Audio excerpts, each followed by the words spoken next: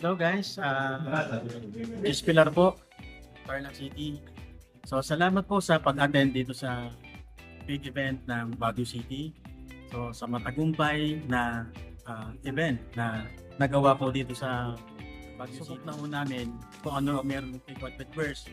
So nagsimula kami ng mahirap pero sa ngayon tinatangkilik na po tayo ng iba't ibang bansa. Ang masasabi ko, so come enjoy.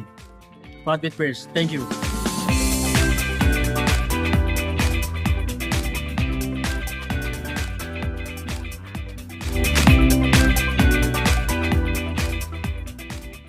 Hello everyone!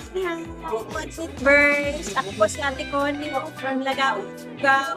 Ako po yung isa sa mga naniwala sa Quadbit Burst. So, in-introduce sa akin ni Kuya Charlie. Nagpapasalamat sa akin ngayon dahil support yung Quadbit Burst sa akin, sa pamilya ko, and then sa mga na-recruit ko, nagpapasalamat kami lahat. Inihikayat ko po kayo na sana po makijoin din kayo para kumita kayo. Huwag po kayo mag-alala dahil sa Quadbit.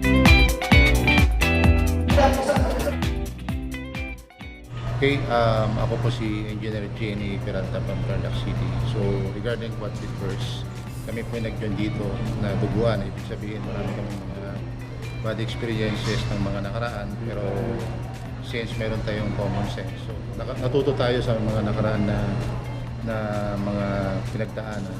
So, ngayon, mas naging clever tayo, mas naging mapagmatsyag tayo kung ano yung pinapasukan natin. And that's why, nakapag-join tayo dito sa Quadbit Burst dahil sa nakita natin yung sustainability at saka seriousness ng kumpanya.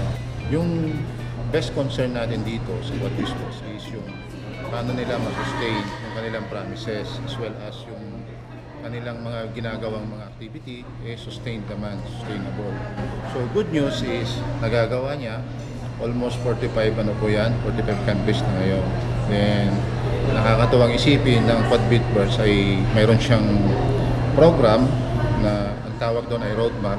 So ang roadmap po ng Quadbit Burst ay composed of phase 1, phase 2, phase 3. So sa phase 1, we have the 10,000 members na kailangan mag-subscribe. Then after that, move po tayo doon sa phase 2. So phase 1, dito natin tatangkilikin yung subscriber sa pamamagitan natin ng benefits na 1% daily. 1% daily, then up to 10,000 subscribers lang ang kailangan. Then afterwards, kahit gaano ka kagaling, kahit gaano ka kayaman, gaano ka katalino sa larangan ng kung ano ng tungkol sa financial system, kung nasa 10,000 plus ka na gusto mong mag-join, hindi na pwede kasi limited lang tayo ng 10,000 talaga. Phase 2, kumpleto na yung community natin. Then meron tayong ilo-launch na digital currency provided by the Quadbit Burst. So ngayon, ang pinaka-best na ating gagawin is sumali sa part ng 10,000 members. Then tayo magbe-benefits pagdating dun sa phase 2. Then phase 3, going launch po tayo dun sa public. So yun po yung nagustuhan natin dito sa Quadbit Burst. So yun po, thank you sa Quadbit Burst kasi daily para tayong nagpe-pensyon. Ang tanong, paano nga ba tayo kikita ng limpak-limpak na dulyan habang tayo natutulog?